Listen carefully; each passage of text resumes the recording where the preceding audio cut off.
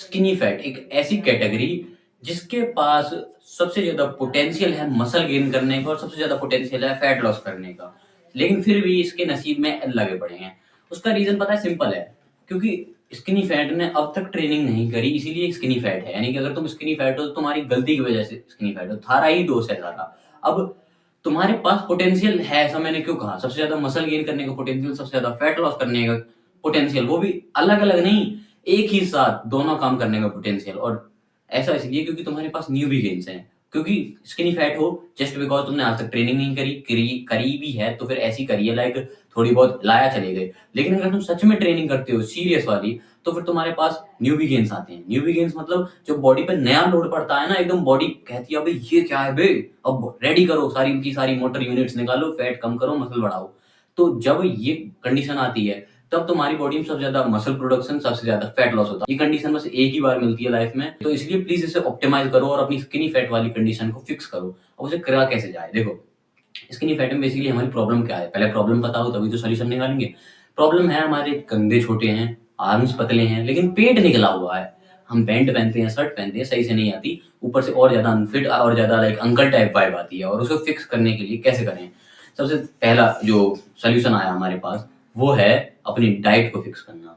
Diet देखो, muscles की बात है, कौन सी मसल प्रायोरिटाइज़ करनी है, शोल्डर करने हैं और जो भी करने हैं, वो बाद की बात है। लेकिन सबसे बड़ा जो रीज़न है वो डाइट का ही है। डाइट क्यों है? या तो तुम्हारी डाइट बचपन से बेकार है, बेकार मोस्टली होगी, और तुम कह रहे हो ना कि भाई डाइट की वजह से नहीं होता, मैंने गूगल पे किया था, स्किनी फैट जेनेटिक्स होता है। देखो, जेनेटिक्स होता है तो जेनेटिक्स में स्किनी फैट वाली कंडीशन कहाँ से आ गई? तुम्हारे पूर्वजों ने, बाप दादा परदादा, किसी न किसी ने ऐसी डाइट खाना शुरू की होगी जो तुम तक चली आ रही है, जैसे जिसी वजह से तुम्हारी कंडीशन नेचुरली सही नहीं है। अगर तुम्हें उसे सही करना है तो तुम्हें डाइट उनकी जैसी वो डाइट चलाते आ रहे हैं उसका उल्टा करना होगा। अगर तुम हरी डाइट, हाई कार्बोहाइड्रेट, लो प्रोटीन चलती आई है, तब तुम उसपे स्किनी फैट हो। और ये डाइट बिल्कुल मज़दूरों वाली होती है, किसानों वाली होती है, बस सर्वाइवल के लिए। अगर तुम्हें डाइट चाहिए बॉडी बिल्डर टाइप, एक अट्रैक्टिव फिजिक जो दूसरों को अट्रैक्ट करे कि हाँ भाई ये बंदा क्लास वाला है, रॉयल वाला है, तो तुम्हें उसके लिए हाई प्रोटीन, लो कार्ब या फिर मीडियम कार्ब वाली डाइट खानी होगी। उसके लिए सिंपल सबसे बेस्ट तरीका है, अपने डाइट में से सारे वैसे वाले प्रोटीन सोर्स हटा दो जिनमें कार्ब्स, प्रोटीन तो है थोड़ा बहुत लेकिन कार्बोहाइड्रेट भर भर के हैं, जैसे कि दाल, चने और सत्तू वत्तू जितने भी है ना जिसमें प्रोटीन है, कार्ब ज्यादा है, उसे बिल्कुल हटा दो। हाई क्वालिटी प्रोटीन सोर्स, अंडे, दूध, लिख लो एक जगह, दही, मीट, चाहे वो चिकन हो या कोई और टाइप का हो। और और डेयरी के जितने ऑप्शन हैं, पनीर वगैरह, नॉन-वेज के जितने ऑप्शन हैं, और वेज में तुम्हारे पास कोई low carb high protein diet है तो वो है सोयाबीन। और सोयाबीन को भी तुम ज़्यादा अमाउंट में नहीं खा सकते। तुम खा सकते हो कैसे? तुम उसे लाइक बॉयल वगैरह करके, कुक वगैरह करके 50-60 ग्राम खा लो, 50 से 100 ग्राम लास्ट खा लो। उससे ज़्यादा खाने की ज़रूरत नहीं है, वो ज़्यादा गैस, ब्लोटिंग इश्यू दे देता है, जीएमओ वगैरह का इश्यू होता है उसमें। तो इसीलिए तुम जो मैंने डेयरी और नॉन-वेज वाले सोर्स बताए उन पे रिलाई कर सकते हो, करो। वरना अपनी स्पिरिचुअलिटी को थोड़ी देर साइड में रखो, एग्स खाना शुरू कर दो, सबसे बेस्ट प्रोटीन सोर्स। अगर ये भी नहीं कर सकते तो तुम पैसे लगाओ। पैसे लगाओ, या तो वे प्रोटीन लो या लो पी प्रोटीन। मैं भी वे प्रोटीन को लिए रिकमेंड करूंगा हेविली। नेचुरल टीन हो, मसल ब्लेज हो, अवतार हो, एज इट इज हो, न्यूट्राबे हो, नेक्प्रो हो, ये सारे मैंने ब्रांड बताए ना, ये सब मोस्टली लैब सर्टिफाइड हैं, अच्छे प्रोटीन देते हैं, इनके तुम खरीद सकते हो। और इनमें तुम्हें लाइक दिक्कत नहीं मिलेगी, 1000-2000 के आसपास तुम्हें मिल जाएंगे। 1 kg का वे खरीद लेना, तुम्हें बहुत ज़्यादा सपोर्ट मिलेगा प्रोटीन डेली का कंप्लीट करने में। हाई प्रोटीन खाना, अगर तुम्हारा जितना बॉडी वेट है, जैसे 60 किलो है, उसमें 1.5 की मल्टीप्लाई करो, वो बनेगा 100 किलो, 100 ही बनेगा ना, कैलकुलेट करके देख लेना। जितना भी बने, तुम्हें उतने ग्राम में, जितना आंसर आया 1.5 की बॉडी वेट मल्टीप्लाई करने के बाद, उतने ग्राम में तुम्हें प्रोटीन लेना है, डेली कंप्लीट करना है, वो भी हाई क्वालिटी वाले सोर्स। दाल, चने, सत्तू नहीं, तुम्हें हाई क्वालिटी वाले वो लेने हैं।